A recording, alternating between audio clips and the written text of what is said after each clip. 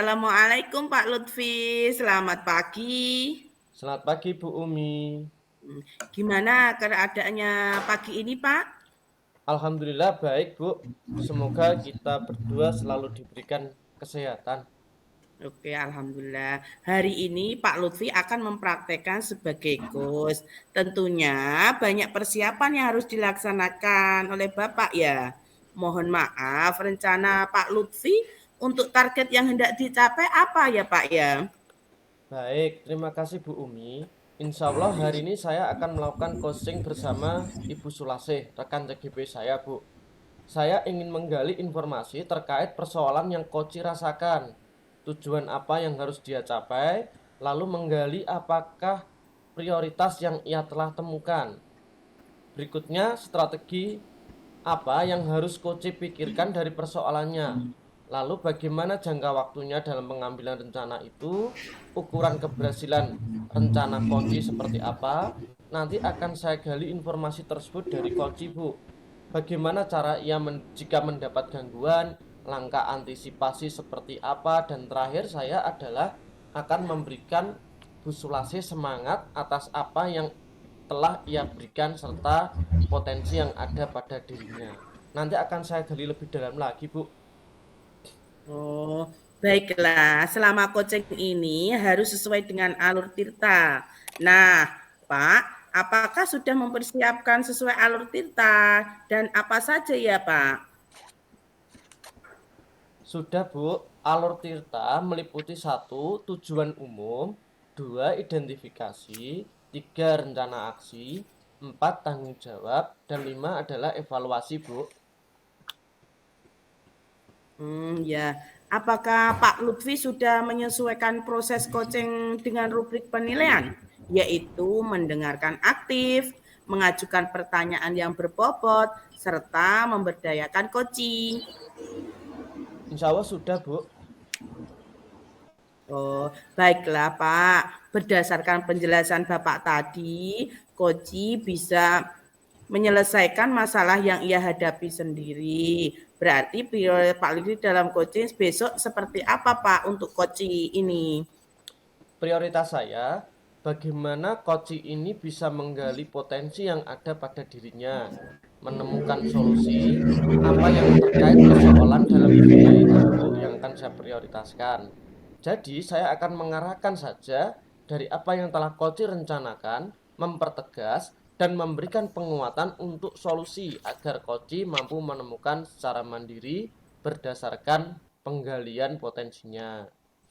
Oke, harapan saya semoga apa yang telah Pak Lutfi persiapkan hari ini tentunya kegiatan coaching akan memberikan kenyamanan bagi coach dan juga bisa mengantisipasi ke depannya untuk kepentingan coach itu sendiri. Kira-kira penguatan apa yang akan Pak Lutfi berikan kepada coach nanti sehingga solusi yang telah dijelaskan coach merupakan solusi yang tepat untuk diambil coach.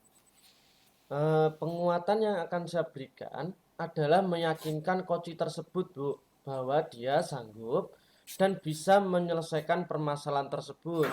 Dan tentunya saya akan memotivasi coach dengan memberikan apresiasi agar coach merasa nyaman, Bu, ketika di coaching, tidak merasa diintimidasi. Harapan saya, coach mampu bersemangat dalam merencanakan aksinya serta menggali potensi yang ada, Bu. Oke, terima kasih Pak Lutfi. Silakan dipersiapkan semua dokumen dan pertanyaan berbobot untuk coach kita. Saya yakin untuk kegiatan coach nanti akan berjalan dengan lancar. Amin, Bu. Terima kasih. Semoga kegiatan coaching diberikan kelancaran. Amin Pak, sukses dan lancar kegiatan coachingnya ya. Ya, Bu, ini akan saya mulai coachingnya. Oke ya, Assala- silakan Pak. Assalamualaikum, Bu Sulasih. Selamat pagi, Bu. Bagaimana kabarnya hari ini?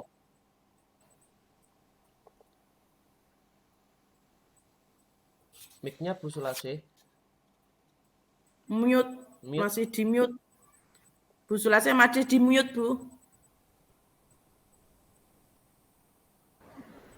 Saya ulangi ya, Bu. Iya, Assalamualaikum Bu Sulase, selamat pagi Bu. Bagaimana kabarnya hari ini? Waalaikumsalam. Alhamdulillah sehat Pak Lutfi. Oh iya Pak Lutfi, bolehkah saya meminta waktunya? Saya mau bercerita tentang apa yang saya rasakan akhir-akhir ini di kelas, Pak. Baik Bu, apa yang Ibu ingin ceritakan? Begini, Pak. Akhir-akhir ini saya merasa murid-murid di kelas yang saya ajar itu kurang antusias dalam menerima pembelajaran dari saya. Selain itu, jumlah murid-murid saya yang mengerjakan tugas matematika itu hasil ulangannya 50% tiap kelas. Hmm, jadi menurut Bu Sulase, apa yang Ibu harapkan dari obrolan kita hari ini Bu? Saya mengharapkan solusi atas permasalahan saya tentang antusiasme murid-murid yang saya ajar, Pak Lutfi. Menurut Bu Sulase, hal apa saja yang membuat murid-murid Ibu kurang antusias dalam pembelajaran bersama Bu? Kalau saya ingat, hal yang menyebabkan murid-murid saya kurang antusias adalah yang pertama, pembelajaran saya sepertinya sedikit membosankan, terlalu monoton. Saya terlalu dominan untuk berbicara, bercerita di depan murid-murid saya. Yang kedua, saya tidak memberikan kesempatan buat murid saya untuk berpendapat atau aktif berbicara pada pembelajaran saya. Begitu ya Bu. Kira-kira apa saja yang dapat membuat murid Ibu antusias dalam pembelajaran Bu? Menurut saya, murid-murid pasti menginginkan pembelajaran yang asyik, tidak monoton, dan tidak membosankan gitu, Pak. Wah, wah, saya sependapat dengan Ibu. Lalu menurut pendapat Ibu, apa saja yang bisa membuat murid-murid asik dan tidak bosan dalam pembelajaran, Bu? Menurut saya, pembelajaran harus berpusat pada murid. Murid diminta untuk aktif dalam pembelajaran, kemudian adanya ice breaking ataupun game supaya pembelajaran itu lebih menarik. Seperti itu, Bapak. Eh, lalu Bu, mengenai tugas yang diberikan kepada murid-murid Ibu, apakah penyebabnya sehingga kurang antusias dalam pengumpulan tugas ya, Bu? Kemungkinan karena tugas yang saya berikan terlalu banyak mungkin ya, Pak. Dan berisi banyak pertanyaan. Tanpa saya itu memberikan sumber belajar yang beragam dan mengasihkan. Oh, begitu ya, Bu. Kalau boleh tahu, Ibu menggunakan sumber apa saja, Bu, di dalam kelas? Saya sih biasa menggunakan buku teks yang ada di perpustakaan itu loh, Pak. Hmm, adakah sumber belajar selain buku teks, Bu?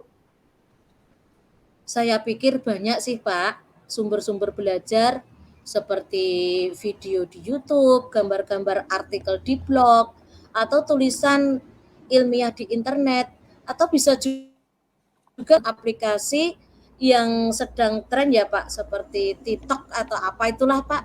Oh, begitu ya, Bu. Saya yakin sekali bila Ibu bisa menggunakan berbagai macam sumber belajar, pasti akan membuat murid-murid antusias dalam pembelajaran, Bu. Jadi, sekarang apa rencana Ibu untuk menyelesaikan masalah ini? Yang pertama, saya itu merancang pembelajaran yang mengasihkan dengan menggunakan sumber belajar yang beragam, seperti video YouTube dan TikTok, dan lain-lain. Kemudian yang kedua, saya akan memberikan tugas itu tidak terlalu banyak. Kemudian bentuk tugasnya juga sesuai dengan minat serta bakat murid-murid saya. Istilahnya, saya akan melaksanakan pembelajaran diferensiasi sehingga murid itu tidak terkesan dipaksa, tetapi mereka memang senang mengerjakan tugasnya. Misal menggunakan bentuk drama, lagu, puisi, pantun, dan laporan digital. Seperti itu, Bapak. Wah, bagus sekali itu, Bu, rencana Ibu. Mudah-mudahan berhasil ya, Bu. Lalu, kira-kira apa komitmen Ibu terhadap rencana ini, Bu? Saya berkomitmen untuk selalu membuat rencana pembelajaran yang mengasihkan, menggunakan banyak sumber belajar untuk eksplorasi materi sehingga murid-murid saya dapat menjalankan merdeka belajar dan saya akan membuat murid-murid saya senang dalam kegiatan eksplorasi materi tanpa ada unsur paksaan. Akan saya serahkan pemilihan sumber belajar pada murid-murid saya. Wah, bagus sekali Bu, itu saya sangat mendukung. Mudah-mudahan semua berjalan lancar dan sesuai harapan ya Bu. Terima kasih Pak Lutfi atas waktunya untuk sharing. Mudah-mudahan kita semua bisa menjadi guru yang selalu dirindukan oleh murid-murid kita. Amin. Amin. Assalamualaikum Pak Lutfi. Waalaikumsalam Bu.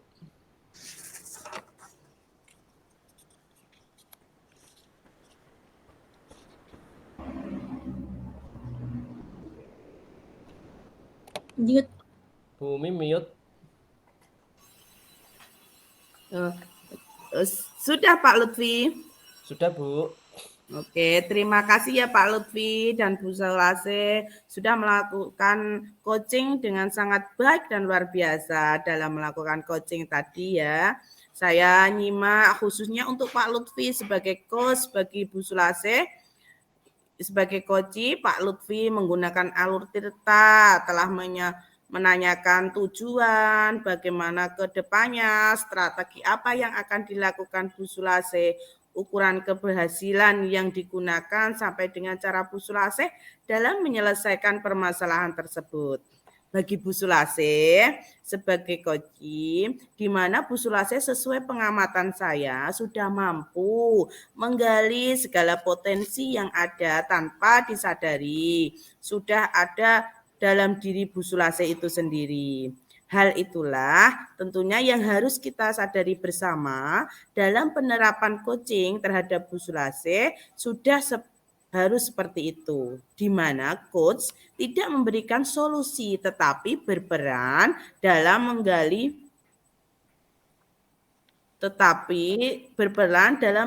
kemampuan apa yang ada pada diri coach tersebut. Menurut pengamatan saya, percakapan ya sekitar kurang lebih 15 menit, Pak Lutfi dengan Bu Sulase sudah masuk dalam tahapan alur tirta yang merupakan produk yang sudah kita pelajari bersama dalam modul 2.3. Semoga dari kegiatan ini kita bisa belajar bersama-sama bagaimana menerapkan metode coaching dengan alur tirta secara tepat dan nantinya kita bisa mengimplementasikan kembali kepada teman sejawat serta guru lain atau dalam menentukan aksi nyata nantinya ya Bu. Ya Pak. Baik Bu, terima kasih Bu. Nah, menurut Pak Lutfi sendiri, apa saja yang telah Pak Lutfi lakukan saat coaching tadi terhadap indikator keberhasilan yang telah Pak Lutfi sebutkan dalam percakapan kita di awal tadi, Pak? Menurut saya telah fokus pada kompetensi yang ingin saya kembangkan, yaitu kemampuan mendengarkan secara aktif. Saya telah melakukan apa yang menjadi indikator keberhasilan saya dalam melakukan coaching, yaitu yang pertama, saya tidak memberikan asumsi atau anggapan tertentu tentang situasi yang belum tentu benar. Yang kedua, saya juga tidak memberikan judgement atau label atau penilaian tertentu kepada Ibu Sulase.